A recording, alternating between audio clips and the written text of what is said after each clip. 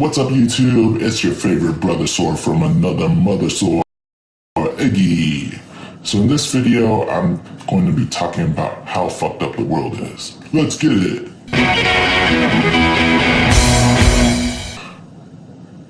Alright, so keep this. I'm sure you're aware of this, but our country is divided. People fail to empathize with the other side. We fail to understand different points of views. And even worse, because of this rampant tribalism, people also fail to have the most basic respect for one another, just because they see things a different way. And in recent years, it's only gotten much worse. And I'm sure you know what the cause of this is, because it's super clear. It's TV shows. Since forever, TV shows have poorly portrayed the Retrillion. I'm talking about shows like Denver the Last Dinosaur, whose namesake is a bumbling idiot making confused seal sounds.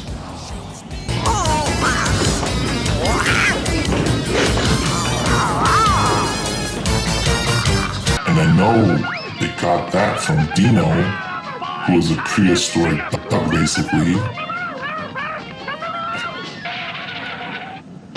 And if you're thinking, what about sci-fi? It's even worse, because check out Dinobots on Transformers.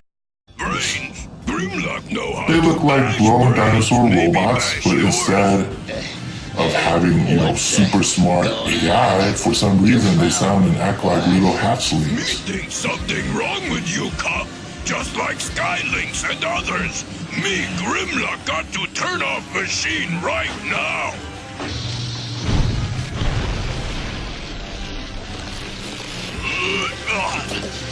And if TV shows aren't insulting our intelligence, they're portraying us like murderous, merciless beasts in horror movies and monster movies.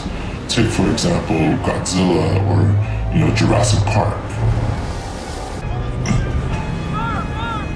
And you know what's wild? My uncle was in Jurassic Park.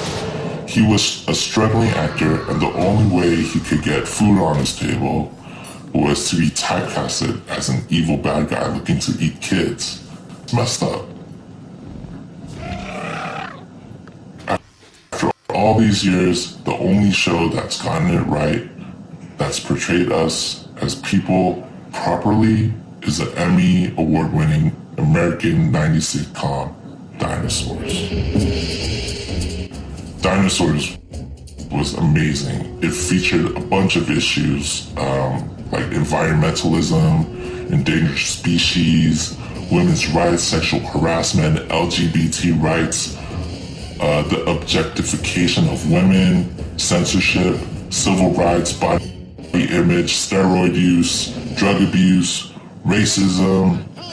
They had like this episode, there was a tussle between two-legged dinosaurs and four-legged dinosaurs.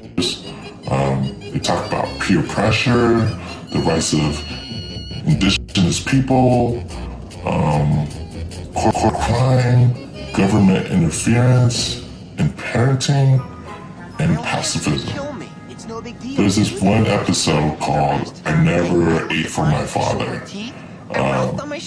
So there's this character, Robbie, he's a teenager, and he chooses to eat vegetables, and for some reason, his whole family are carnivores, and he's kind of like ostracized from the family because he's eating vegetables back then, or on the show was kind of like communism or like drug abuse. Not necessarily hereditary. A lot of dinosaurs eat vegetables from time to time. Yeah. Including me. You're one of them? Are you sure? I mean, how long have you known? Well, I always kind of suspected. Ever since I was 12, whenever I see vegetables, yeah, I feel kind of hungry. Jeez, Dave, I never would have guessed. Hey, I sneak out of the house on weekends. I go to this veggie place across town. Mm-hmm. Why don't you check it out with me sometime?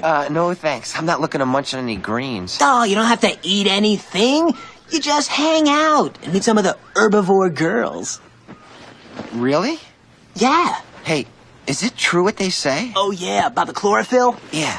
Makes them wild! Ow!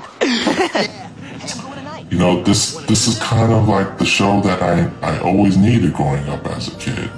I needed to see that there were people like me going through the same things I was going through, feeling the same things I was feeling, and seeing the things that I always see, you know? I needed this representation. Because you know what? It's probably even more important that others saw this and felt the same way. It probably helped them empathize with us, and it helped them realize that we're all not so different. You know, what's lacking nowadays are pathways to that realization in the media. Has become more and more segmented and divisive. We need another dinosaurs. You know my friend that told me about Patrick Perkins? Well, he also let me in on some of the traditions that his team goes through, and some of the values that his team possesses. Check it out. This is when one of the members has an anniversary, and these little guys are on everybody's desks, and one of the team's values is to be a T-Rex. So, you know, that's really positive. There's a lot of potential for you know, what we're striving for in terms of equality and representation, and that still gives me hope. Alright, so that's it for me. Remember to smash that like button, subscribe, and tell your friends about this channel too. Alright, peace out.